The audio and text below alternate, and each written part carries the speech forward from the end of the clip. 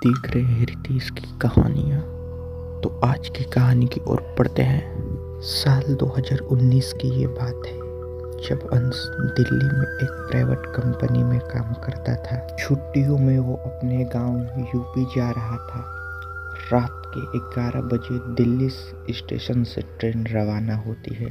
अंश ने टिकट तो लिया था, लेकिन वो कंफर्म ना होने के कारण उसे आखिरी बोगी में जगह मिलती है। जनरल डिब्बे में भीड़ बहुत कम थी। अंश ने सोचा शायद आज मेरी किस्मत अच्छी है और शांति से वो अपनी सीट पे जाके सो गया। लेकिन उसे यह क्या पता था कि यह सफर उसकी जिंदगी के सबसे डरावनी अनुभव बन के रह जाएगी। ट्रेन जैसे ही मुरादानगर पार की, अंश को एक अजीब सी ठंडक महसूस होने, लेकिन उस ट्रेन में एसी तो था ही नहीं। फिर इतनी ठंडी हवा कहाँ से आई? उसने देखा तो खिड़की बंद थी।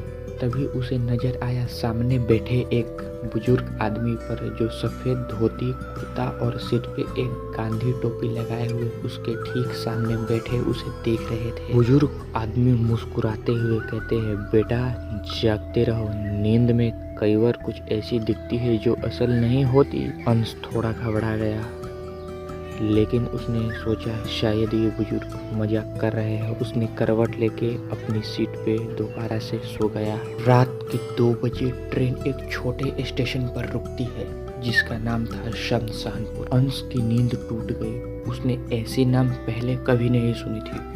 उसने फटाक से फोन निकाल के अपने गूगल पे सर्च किया, लेकिन वहाँ नेटवर्क गायब हो चुका था। स्टेशन के बाहर देखते स्टेशन वीरान था। कोई यात्री नहीं, कोई चाय वाला नहीं, कोई साफ सफाई और कोई कर्मचारी नहीं। चारों तरफ धुंध और स्टेशन के बाहर एक आखिरी छोर पर एक टूटी हुई लालटेन टिमटिमा रही थी। उस बुजुर्ग आदमी उठा और दरवाजा खोल के उतरने लगा। अंश ने पूछा, बाबा कहाँ जा रहे हो इतनी वीरानी में? उसने बिना पीछे देखे ही जवाब दिया, मैं घर जा रहा हूँ, अब बहुत देर हो चुकी। और देखते ही देखते वो बुजुर्ग अंधेरे में गायब हो गए। अब बोगी में बस अंश ही रह गया कि सब उतर गए थे या शायद ट्रेन बदल लिए थे। ठीक से उसे याद नहीं। तभी ट्रेन फिर से चल पड़ी, लेकिन जैसे ही ट्रेन आगे बढ़ी, बोगी में से अजीब अजीब आवाज आने लगी।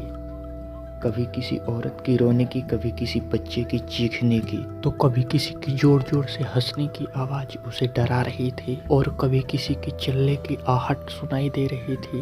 अंश ने डर के मारे इधर उधर देखने की कोशिश की, लेकिन वहाँ कोई नहीं था। तभी उसने देखा कि सीट के सामने वाली खिड़की पे किसी की परछाई दिख रही थी। अंश ने देखा कि वो परछाई धीरे धीरे उसके तरफ बढ़ रही थी। अंश पसीने पसीने हो गया, उसके डर से पैर कांप रहे थे। अंश ने दरवाजे की ओर दौड़ लगाई, लेकिन दरवाजा जाम हो चुका था। अब डर से उसकी हड्डियों तक पहुंच चुकी थी। अंश ने अपने आप को संभाला और मोबाइल निकाल के उसे वीडियो बनाने लगा, शायद कि कोई सबूत उसे मिल जाए। तभी अचानक ट्रेन की लाइट झपकियां लेने लगी और एक लड़की दिखाई दी, लाल साड़ी वाली, खुले बाल और बिना आँख और बिना चेहरे वाली। अंश चीख पड़ा और बेहोश हो गया। अंश की आंख एक अस्पताल में खुली। डॉक्टर ने बताया कि वो पटरी के पास बेहोश पड़ा मिला था, किसी ट्रेन में बिना टिकट के, बिना कोई सामान। जब पुलिस ने जांच की तो पता चला कि जिस ट्रेन के बारे में अंश कह रहा था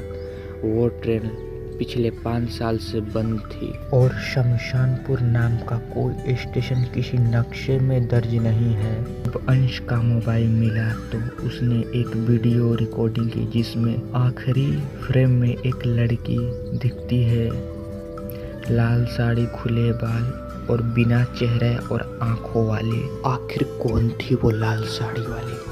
खैर, इसका पता तो किसी को नहीं। अगर ये स्टोरी आपको अच्छी लगे तो कमेंट करके हमें ज़रूर बताएं और हमारे चैनल को सब्सक्राइब जरूर करें। और ये किसी भी अंधश्रद्धा और किसी भी नेगेटिविटी को बढ़ावा नहीं देती।